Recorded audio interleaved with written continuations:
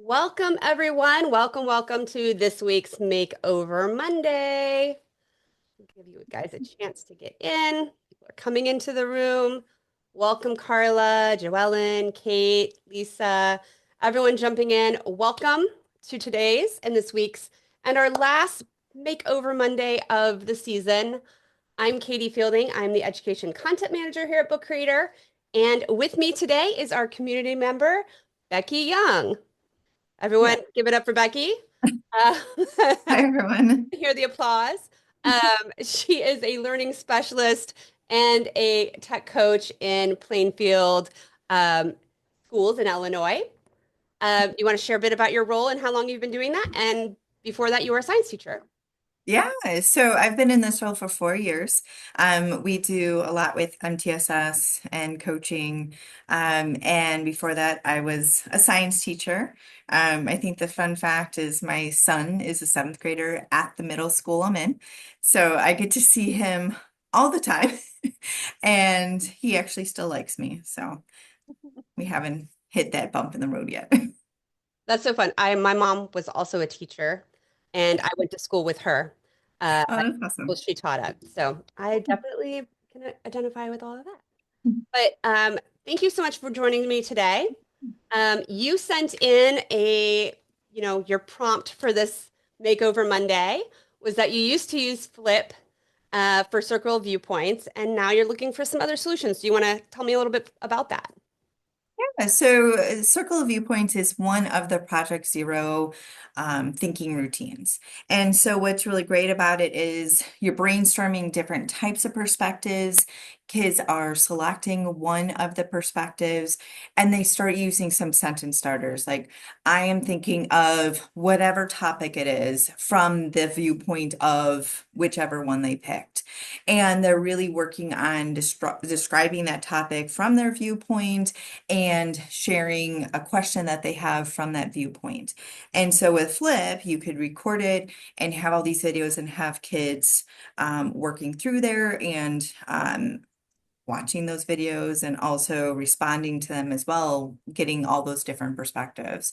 And it's something that's really important too. And it's even, you think about it like, oh, social studies or ELA, but I'm a science teacher. So it could be, taking the viewpoint of a carbon atom moving through the atmosphere in the carbon cycle or something along those lines. Awesome. So, for those of you who have never seen Project Zero, which she's referenced, Mhm. they have these amazing thinking routines. And at the end of our session today, I will publish this book and I will share it with you. So you will get all of the resources today. No worries about that. But Project Zero has these amazing resources for their thinking routines. And the very first one that we're going to do today, the one that Becky's prompt was all about, is Circle of Viewpoints. And when you go to their website and you're exploring these, it kind of tells you like how long doing this thinking routine might take. And then it gives you some directions in both English and Spanish, which I love. So this is the directions for Circle of Viewpoints. Again, I will share this all at the end, so no worries with that. But that's where we're starting from. So it's brainstorming a list of different perspectives, and then everyone in the group kind of is going to pick a different perspective. And Becky, I don't know that when you were like, oh, I was a science teacher, I was like, I already know that because I stalked you on LinkedIn in preparation for today. And so I found out that we had something in common, and I was like, okay, this is what my lesson is going to be about. And that is that one, we're both ISTE certified educators. All So we right. have that in common. So when I'm Yep. designing and thinking about my lessons that I'm going to do, I always think about these frameworks. So I think about the ISTE standards, and I think about the UDL framework, and then the transformational learning principles. So I try to always infuse these into everything that I teach. But we have something else in common too, and that is that we both taught AP Environmental Science. Awesome. We did And that. That's so great. when I saw that in your LinkedIn, I was like, ding, ding, ding. That's where we're going today. So the lesson that I'm going to model this with is like an AP environmental lesson. Oh, cool. As I was looking, I was like, oh my gosh, AP testing is around the corner. Mhm. And I remember at this time of year being so stressed out, getting my kids ready for that test coming up and Oh, making yeah. sure that they were prepared. And so I was thinking, okay, this could be a really great way to do some review for that test, is kind of pulling in the circle of viewpoints. So That's a great idea. I love it. thanks. So I thought about it and then like as a warm up before the lesson, uh, calling out to students and having the discussion of why do people disagree about environmental issues? Because through the whole year, you've learned about all different types of environmental issues and all the stakeholders that come into play. So these are just some of the issues that we talked about when I was teaching environmental science. So deforestation, types of power, electricity, um, reintroducing species into environments. It's such a fun class to teach. Did you enjoy teaching that class? I loved it. Yeah, I loved it too. It was so awesome. And we had these little mini buses Uh-huh. and I would take the kids to actual fields and Uh, I got to live out like my Miss Frizzle yeah, fantasies. Yeah, it yes. was fun. I got to take my kids to a recycling center. Mm, That was very cool. And then the kids got really jazzed up when they found out that a lot of it is automated. But mhm. whenever someone would put a gas tank like from a grill and accidentally threw that in, it would like blow the roof up off the, the recycling center. So yeah, wild. Okay. But anyway, so this is as a like little discussion starter was my thought. And I don't know how you feel, but I feel strongly that like any kid should be able to take an environmental AP class. And Mhm. so my district, we had a lot of multilingual learners and of course a lot of SPED students, and I want those students in my class too, my AP Okay. class. Yeah. When I use something like Book Creator, I can make my class more inclusive for those students and really provide some of those scaffolds and supports that those students need in an AP class. So when I was thinking about this, I was thinking, how can what kind of template could I use to like have a background for this discussion? So I like to go to the page templates to get inspiration, but I thought this one, just the basic brainstorming one, would be a good one for this. You can put this in a collaborative book. Everyone can jump in and just share their thoughts based on what they've learned all year about why do people disagree about environmental solutions. So, and there's so many different stakeholders in these environmental topics. So I could just put that main question there, shrink it down, and then we have kind of our back channel where students can put in their thoughts about this like very first question. All right, so that was the start. All right, Kim's in the chat. She says, I used to take my fourth grade students to a local quarry. Oh yeah, I taught her science and took them to a quarry too. Um, Oh, yeah. and yeah, the quarry people love for school trips to come by. They get very excited, those Mhm. quarry people. All right, yeah, it is awesome. Oh, I love that, Kim. All right, so we're doing a little warm up, and now we're going to the actual circle of viewpoints. And this is the prompts that they give. So they give some really nice sentence stems, which are really great for our multilingual learners, having that structure of a sentence to use when thinking about your stakeholder. So we'll get to this eventually, but just kind of introducing that this is eventually where the students are going to go. This is what they're going to eventually get to doing is thinking about how are you going to fill in these sentences for your stakeholder. So I'm going to put the students in groups of 3 to 4 kids, and they're all going to pick a different perspective or different topic, kind of from that first list I have.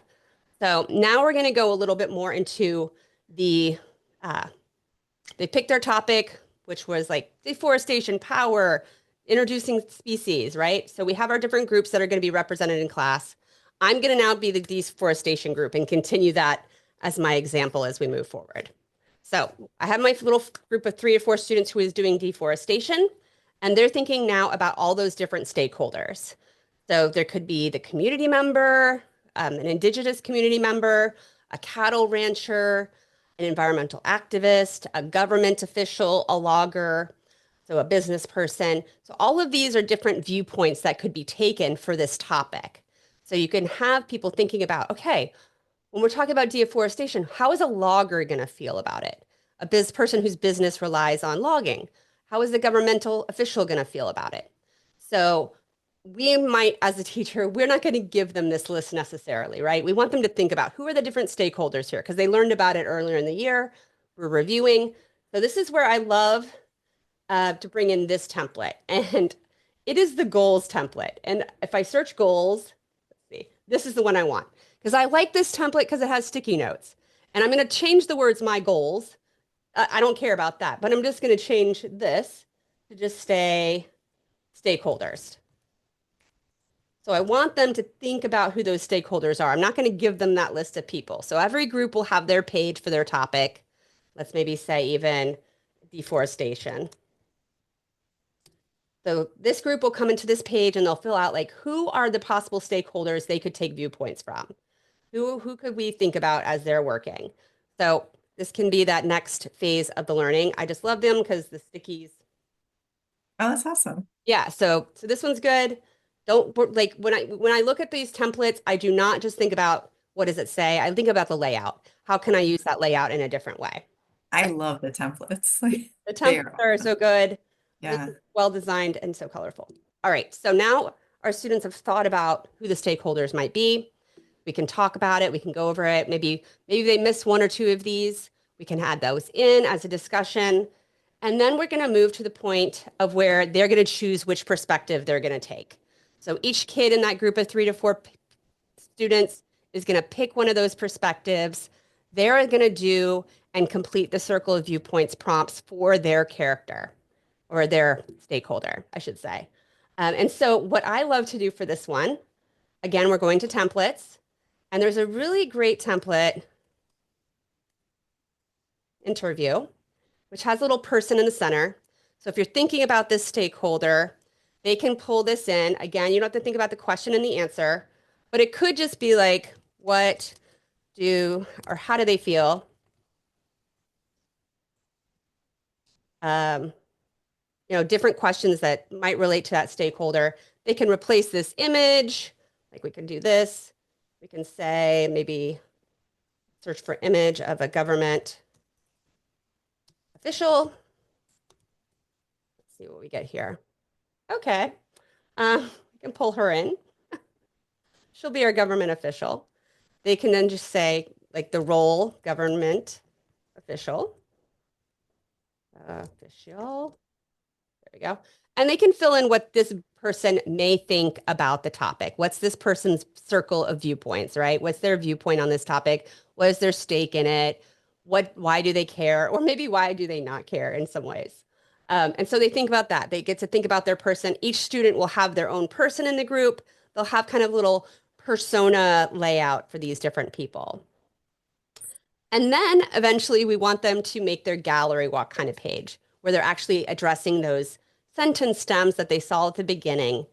And we want them to make a page where they're going to talk about and have a video where they're talking about that viewpoint, some imagery, and maybe 5 main points that they want to have. And so we'll go back in here to the template and I'm going to search for introduce. And I think it's this one. It's not coming up. But yeah, that one's fine. All right, so they can pick this one. They can record a video here, and put it in and share what that student, that person's viewpoint is. You can change these prompts to be about, uh, you know, 5 main points that this person might make.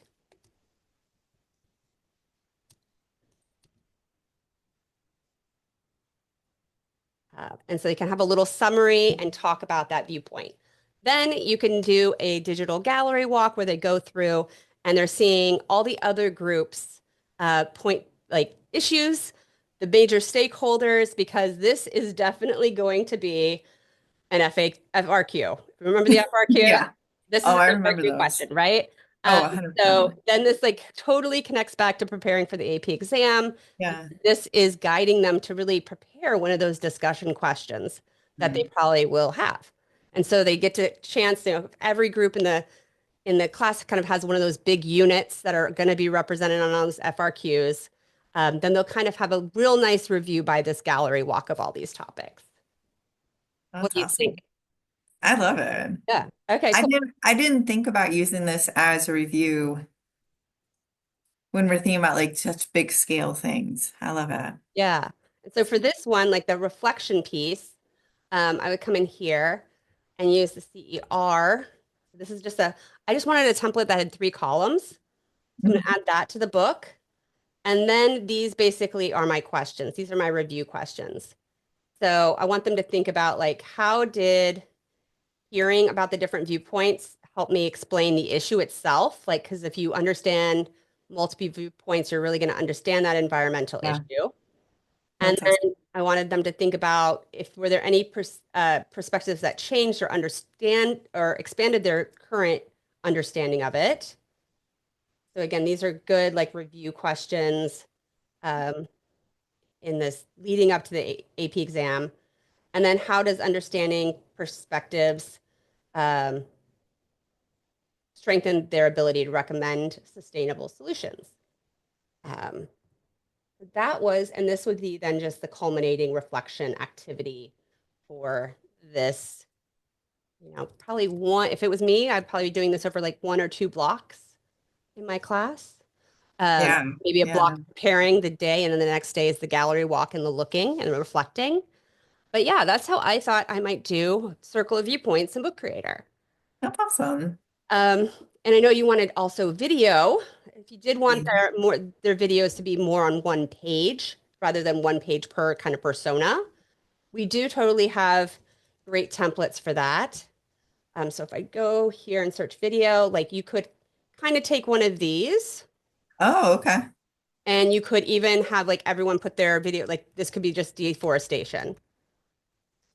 You could have anyone in that group. Maybe it's just, 4 people, so maybe you don't need all 9 of these. They could put some facts about deforestation over here. They could have each of their videos of the different stakeholders, and then it's like everything on one page. So this is like a nice review. Uh, Yeah. like, every page of the book is a different topic. They could flip through and review all of those big things they learned in AP Environmental Science. Would you take it and have everybody in one book, or would you have like a deforestation book and then, I think it definitely depends on like if I was to do it where this like every stakeholder had their own page, I might have their like a deforestation book. But if I Mhm. had maybe everyone on they'll just a topic page, I might have a whole review book. And Okay. then you could also have, depending on how many periods you have, as you may not have enough groups in one class to cover all the topics, but then Yeah.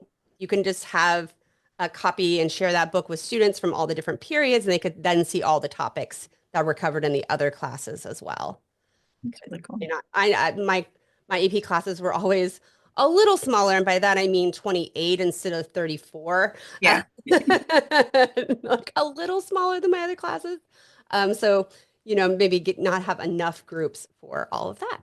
But yeah, that was my thoughts. Um, oh, Virginia, I'm glad you like it. And the recording will be on YouTube tomorrow, so you will have access to it. Any other ideas, Becky, from what I shared? Well, I mean, I love how you're talking about with the templates of not just looking at the content, looking at the shapes that are on there.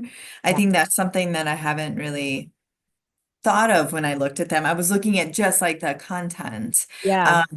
and how easy you just changed it. You were like, oh, I was looking for something with 3 columns. Oh, okay. I could Yep. use fair share and just change it. I think that's really helpful Yeah, too. I always think about like how is the information grouped? And I'm like, Yeah. okay, is it in threes or fours or fives? And then I Yeah. just look for a template that works for that layout. I don't care about the words and the colors. I can change those, but it's like Yeah. the layout of things that can be the most helpful.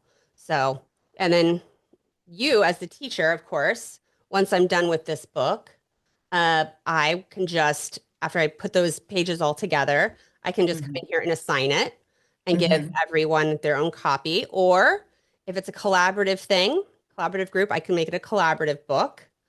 And then at the end, when everyone's done their part, I can publish it, which is what I'm going to do now so that everyone here can get the copy of this book. I'm going to clean it up a little bit after our webinar today. Uh, but that will give you the basic idea. Oh, that wasn't the link. Copy the book. All right, there we go. But yeah, so it's very easy to share the books with your students, Yeah. getting them all to work together. That's awesome. All right, so we have That's just a few love minutes it. left. I do want to show you. Have you seen our summer stuff yet, Becky? I took a quick look. Okay. Show me more. Yes. There you go. So we just released our summer learning resources. Put a link in the chat for everyone. We have 2 pages of resources. We have our student page, and so we have some really great stuff here. So we have reading journals. If you, especially if you have elementary students or supporting them, if you're an EPIC school or you have Sora, we have reading journals for that. So if you're assigning summer reading, those are great options to like help prevent that summer slide. We're going to have a webinar with Shannon Miller, the Oh, librarian, in a couple weeks, and she's going to share more about that. But Sora just released Hickory Hollow, which is a reading series for grades 3 through 6. So we have specific reading guides just for those books as well. So again, assign those books to their summer reading and then put all of this into a summer library, and your kids can continue learning at home or in a summer school, or maybe even a summer camps. These are going to be great for that. We also have these art projects. So this is for K through 5. These are aligned to elementary art standards, and it gives students the options or the ability to kind of learn things like patterns, colors, cool colors, warm colors, line, shapes, perspective. So depending on the grade, different art skills. So again, perfect for summer school or home learning. This is all just stuff you can put into one library and say, hey, go, you have all your parents, like tell the parents you have these resources in this library for summer. You can do these things, stay up, stay active. Uh, yeah, I was checking out those STEM challenges. I loved them. okay, They were good. I awesome. made them. I figured you did. Um, so the STEM challenges, we have one that's like K through second grade specific. Then the other ones I think are really and can be done grades probably 3 through 8. And they really can be done, except for the 3D printing challenge one, with a lot of craft materials that even families will have at home. So if you're, again, this is something you can put in a library for home learning for the summer. And this is something families can do together, which I think is really great. I know that I have lots of friends who are parents who are always like, what am I doing every day with my kids at home? And here's an option, like get some string and a fan, things you probably have around your house, and do a little STEM learning. So with these books, there tells you all the materials you would need. See, it's like fishing line, paper clips, just basic materials that most kids probably have somewhere in their little craft supply, pile. But these give kids a chance to do all the good um, engineering and science processes thinking stuff we want them to be doing. And then, of course, we have our monthly journals. So, stuff to keep your kids busy all summer. And then over on the teacher page, we have interviewed 16 awesome educational authors, and we have interviews with them. So in their books, you'll find a video interview, for instance, with Matt Miller, and then a space to review on maybe a book if you're doing a book study as a staff. And you could remix this book, and everyone in your PD teachers gets this as what they're going to do for PD, sharing what they learned from the book this summer. And of course, our webinars for now through the end of May. So thanks for letting me show that off, Becky. Thanks. That gives me really great ideas. I want to try them out. Okay, awesome. Kind All of right. makes me miss teaching AP environmental now. Oh, I know. Well, we had both had our moment today, right? We did. All right. So that's all I have. I don't see any questions in the chat. Awesome. Becky, thank you so much for inspiring this lesson today. And thanks for joining me. Thank you so And much. we'll stay connected. And I want everyone to make sure that if you've not registered yet, there is changing tabs. At the end of May, you're not going to want to miss this demo slam. I'm going to put it in the chat right now because this is going to be all community members doing little 2-minute demos of what they're loving in Book Creator. Register for that one. It's going to be so fun. And that's going to end our 2024-25 webinar season. So thank you everyone for joining and have a great evening. Bye. Bye. Thanks.